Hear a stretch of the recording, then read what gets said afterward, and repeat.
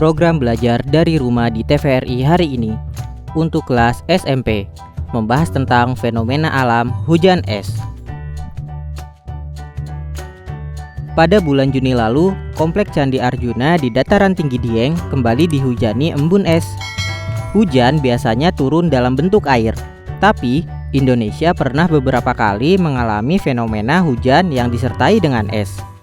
Yuk kita cari tahu tentang fenomena alam hujan es sambil belajar dari rumah. Faktor penyebab terjadinya hujan es.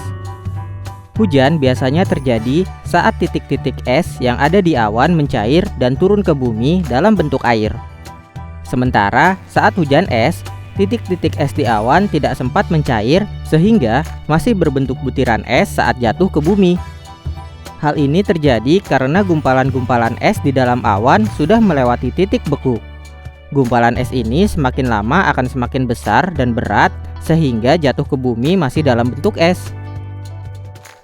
Pengertian urban heat island dan hubungannya dengan fenomena hujan es.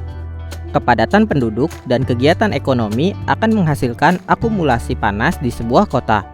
Panas yang terpusat di bagian-bagian tertentu suatu kota dikenal sebagai kutub panas kota atau urban heat island. Akibatnya, suhu udara di wilayah kutub panas akan berbeda dengan suhu udara di daerah sekitarnya. Fenomena ini diyakini menjadi salah satu hal yang memicu pemanasan global. Pemanasan global yang terjadi di bumi ini juga membuat hujan es semakin sering terjadi.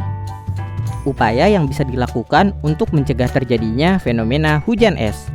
Supaya fenomena hujan es ini tidak sering terjadi, kita bisa melakukan upaya jangka panjang, salah satunya dengan melakukan penghijauan. Penghijauan atau menanam banyak pohon dan tanaman lain diyakini bisa mengurangi dampak dari pemanasan global. Pohon-pohon yang ditanam di sekitar kita bisa menghasilkan banyak oksigen dan menyerap karbon dioksida. Gas karbon dioksida sendiri menjadi salah satu gas yang memicu terjadinya pemanasan global kalau jumlahnya sangat banyak.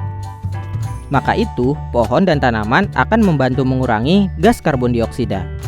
Saat dampak pemanasan global sudah berkurang, fenomena hujan es pun akan semakin jarang terjadi.